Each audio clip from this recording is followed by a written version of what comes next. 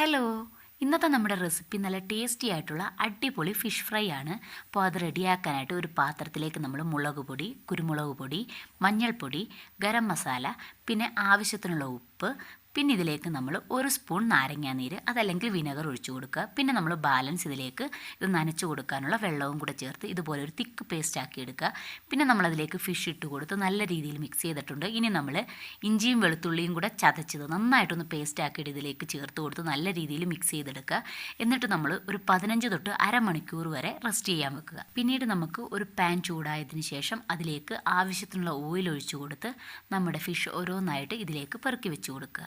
അപ്പോൾ ഇതുപോലെ നമ്മൾ നിരത്തി വെച്ച് കൊടുത്തിട്ടുണ്ട്. ഇനി നമുക്ക് ആദ്യം ഒരു മീഡിയം ഫ്ലെയിമിലിട്ട് ഇത് നന്നായിട്ട് മീനൊക്കെ ഒന്ന് കുക്ക് ചെയ്തെടുത്തിട്ട് പിന്നെ നമുക്കൊരു ജസ്റ്റ് ഹൈ ഫ്ലെയിമിലേക്ക് വെച്ച് കൊടുത്ത് നന്നായിട്ടൊന്ന് മുരിച്ചെടുത്തതിന് ശേഷം നമുക്ക് തിരിച്ചിട്ട് കൊടുക്കാം. ഇതുപോലെ തന്നെ ഓപ്പോസിറ്റ് സൈഡും നമുക്ക് നല്ല രീതിയിൽ ഫ്രൈ ചെയ്തെടുക്കാം. എന്നിട്ട് നമുക്ക് ഒരു ടിഷ്യൂ പേപ്പർ വെച്ചിട്ട് അതിലേക്ക് കോരി മാറ്റാം. അപ്പോൾ അത് എക്സ്ട്രാ ഉള്ള എണ്ണയൊക്കെ അങ്ങ് പോകും. എന്നിട്ട് നമുക്ക് കഴിക്കാവുന്നതാണ്. താങ്ക്